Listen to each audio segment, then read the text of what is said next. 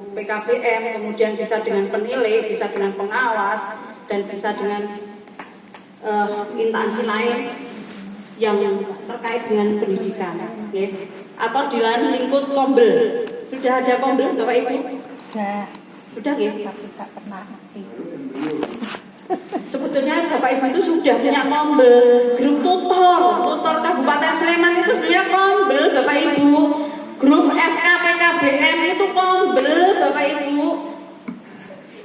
Iya, cuma istilah aja. Itu kan komunitas kan?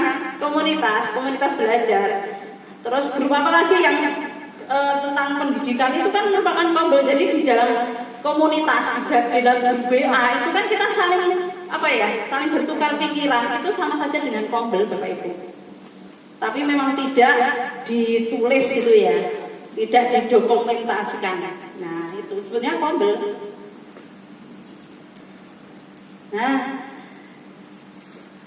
tadi Bapak Ibu ya, setelah memahami tadi siklus tadi, ada perencanaan pembelajaran dan asesmen, kemudian melaksanakan pembelajaran, kemudian melaksanakan asesmen, kemudian setelah itu dilakukan siklus itu, kemudian ada umpan balik peserta didik, kemudian ada refleksi bagi kita. Nah, untuk melaksanakan ini dalam merancang pembelajaran, satuan pendidikan itu perlu memperhatikan prinsip-prinsip pembelajaran dan asesmen, ya.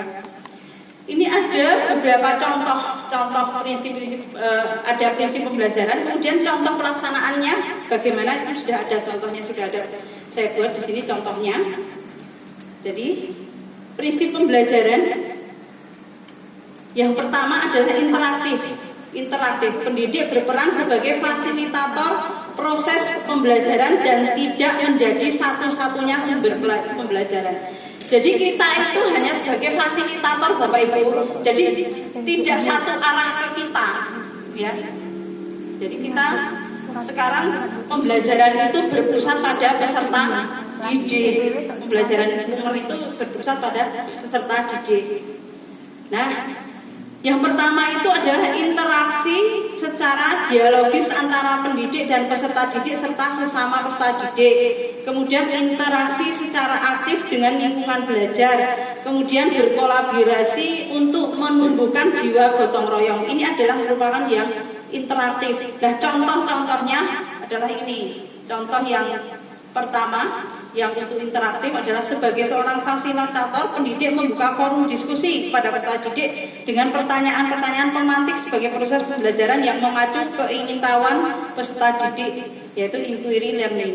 Nah, jadi di dalam pembelajaran itu terdiferensiasi itu bisa dengan diskusi, Bapak Ibu.